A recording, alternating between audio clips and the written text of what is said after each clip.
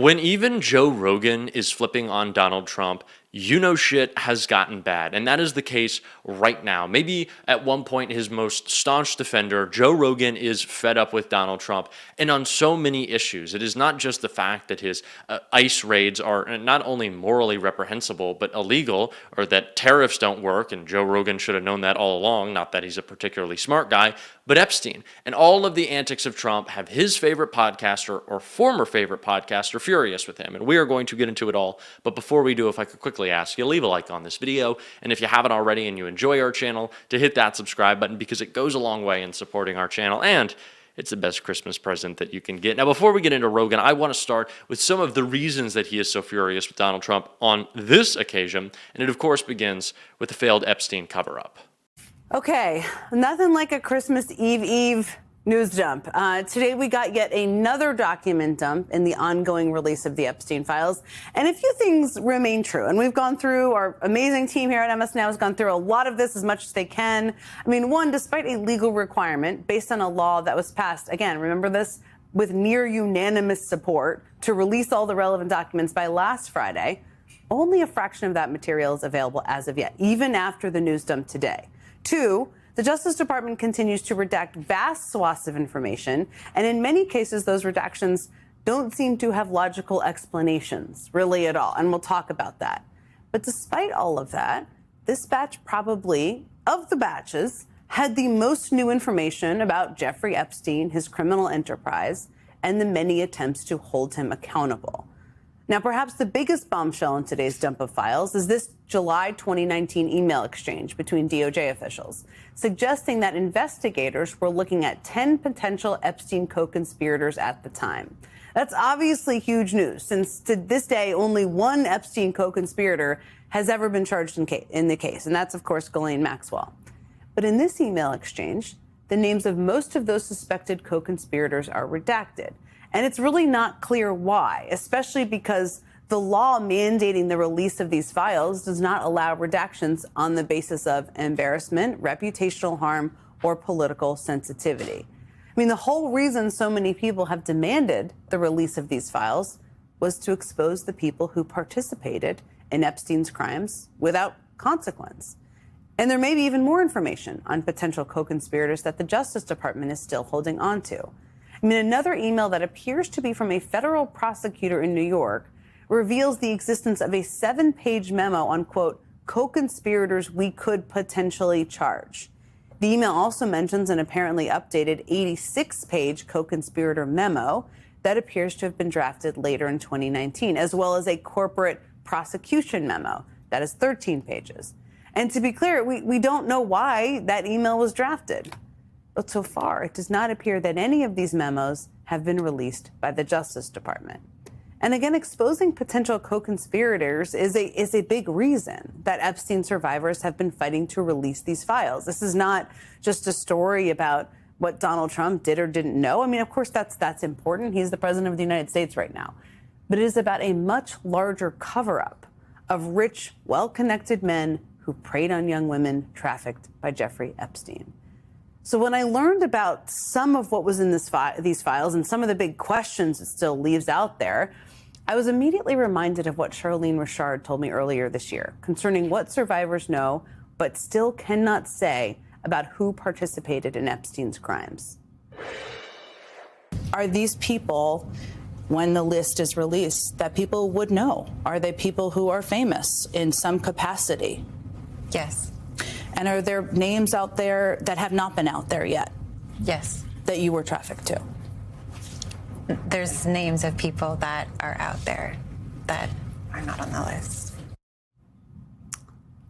All of that is a reminder that there's still a lot we don't know. On what planet did Donald Trump really think he could get away with this? I don't know, especially with the supposed just asking questions, MAGA conspiracy podcast guys. First of all, I'd also like to say, a little tangent, all the MAGA sycophants on Twitter who their entire personality online was talking about Epstein and saying that it was Hillary Clinton and it's a pizza party and it's Obama and it's, Benghazi and it's Hunter Biden's laptop. Hunter Biden's laptop is in the Epstein file. Like, it's just a bunch of these people who that was their whole focus when they thought it was a game, when they thought it was a joke, when they thought it was funny, that it was like an internet meme. Yeah, they love talking about it when they were holding up Epstein file binders. And considering what is actually in those files, to think that like holding it up and parading around a binder about sex abuse is funny, these people are sickos. But yeah, because Donald Trump's audience is so conspiratorial, this has been a big problem for him, especially with Rogan now even getting fed up. I want to talk about his response to so much of this, and specifically his response to Trump's latest antics and all of the conspiracy stuff. But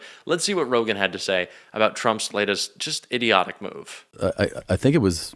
I don't. These days, you don't know what has to be confirmed, not. But it looked like on the Kennedy Center, they started putting the name Trump on it. Yeah, he added his name to it. Yeah, it's crazy. And he took out the Kennedy Rose Garden. And you're like, what? Just take it away. Now it's like a cement fucking nutty. plot. There's nothing nuttier than the plaques underneath the president's That's insane. names. That's insane. Shane and I were just reading them the other day. It's We're like, insane. How is this real? It doesn't feel real. And you're just like, how are you allowed to do that? That's the thing. It's I like, think how is he allowed to write that in on the those White plaques? House? You can just probably, as president, do what you want in the White House. Turns out you obviously can. Yeah. But nobody ever did it before. Those are going to get taken down. No, they'll be up forever. I don't think so. They're going to leave it like that forever. No fucking way. Yeah, like a museum piece. It's so crazy. They should have like the Trump wing. This is what happened when he was president. Look at this fucking lunatic. The auto pen photo of Joe Biden. And the actual what's written there is crazy. Crazy. This is It should be- widely considered the worst president of all. Like, what are you talking about? It dude? should be like a museum. Yeah. It should be the facts of his presidency, what happened during his term, the Iraq war started and da-da-da. Yeah. It should be that. Of course. That's it. If that, And under Reagan, it's like Reagan liked Trump, and Trump Yeah. liked him too. Trump was a fan of Reagan. What? Why is that relevant? Reagan was a fan of Trump. What?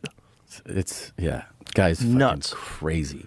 But you can't just let someone just fucking fully swim in it like that. I know. So he needs like a right-hand man. You go, sir, I think they just.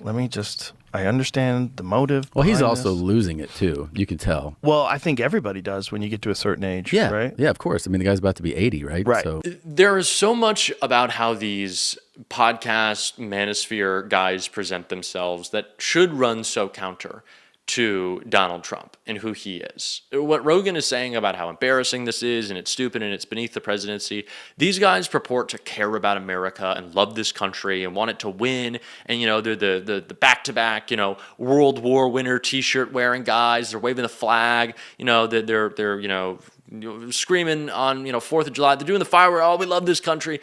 But then they somehow don't seem to care when the country is being embarrassed by the worst head of state we have ever had. Like, Donald Trump's the worst president we've ever had. He's the worst world. I don't know, but that's actually a little. That could be up there. The debate of who is the worst world leader, if Donald Trump is number one, there's a big case to be made for a lot of folks. Netanyahu, Putin. We had a long list that we could go down. So I don't know if I want to give them that credit. But these guys should fundamentally, if what they purport to care about is true, hate Donald Trump. And the thing that has also really irked me with them is Joe Rogan was Captain Conspiracy.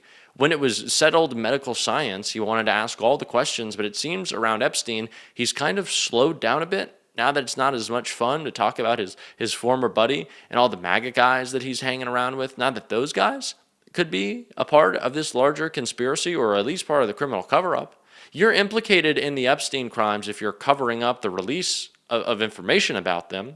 That's at least my opinion. You're just as much of a criminal as anyone else involved in that organization. That's what Pam Bondi is. Anyone getting her a cup of coffee as she stops the release of Epstein transparency that was signed into law by Donald Trump, that was passed and demanded by the Congress, yeah, you're a criminal. All these people are. So, hey, Joe Rogan, maybe it's time to wake up and start doing those conspiracies again and start asking questions again and maybe pushing back on Donald Trump.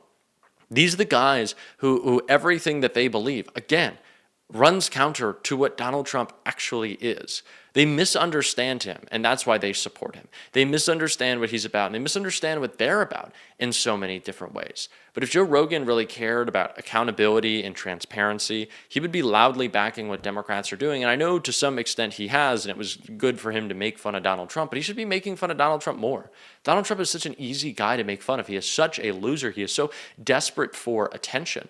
What is putting your name on the Kennedy Center? The only benefit to that is that we got to see for the first time Donald Trump and memorial in the same sentence. Now, I'm not going to memorialize him in a way that's sweet and we're putting, flowers outside the White House. I think we're going to be popping a little bubbly, doing some dances and just like lighting off fireworks. It's going to be a blast for about, I don't know how many days straight. How many days straight would I celebrate after Donald Trump had that final Big Mac and sent himself packing? I could probably do a month. I could probably do a month of going out every night. I'd still be doing the show because we'd be having a blast and we'd be talking about it every day. But I could probably bank myself for a month. But that's what it's going to be. And then that's how these guys should feel. Honestly, he is an embarrassment. He is an embarrassment, and they should be listening less to guys like J.D. Vance and more to guys like Rogan, who had this to say about Donald Trump's cover-up and why it's criminally failing. You got the central fact, which is a document came out saying there are 10 co-conspirators of Epstein that weren't charged. And the reality is, talking to survivors' lawyers, they're a whole group of rich and powerful men, many of them on Wall Street and finance, some politicians who have been named, who were at the Epstein Island or abused these girls or covered it up, and none of those names have come out. Now, there's a simple way we know for those to come out. They're the 302 FBI witness interviews with these survivors. How do I know those names are in there? Because the survivors have told me that they told the FBI about these names. The survivors' lawyers were in those FBI interview memorandum. None of them have come out. They're all required to come out by law. And you see now the Justice Department backpedaling and really scrambling. They did not anticipate that MAGA would be so upset with the impartial release. I could continue to rag on guys like Rogan more. I don't exactly think that's my job. I think to point out what Ro Khanna is doing and continue this important communication and try to reach those spaces. But I just, again, have to come back to this point that I find it so ridiculous and ludicrous and insane that these guys who purport to care about the questions and the fighting back against the corporate interests. And, Joe Rogan's pretty corporate. These guys are all pretty bought out. But they like to fight back against the systems and the institutions and the elites. It's like, first of all, Joe Rogan's got like a $200 million deal with Spotify. I think Joe Rogan is pretty, like Mark Zuckerberg, Joe Rogan, Logan Paul. Like, these guys were at Donald Trump's inauguration. Like, these guys were at the White House parties. These guys were hanging out with the president. Like, they're involved in the administration. Like, are you not yourself elites? I don't know. Everything they say is so hypocritical.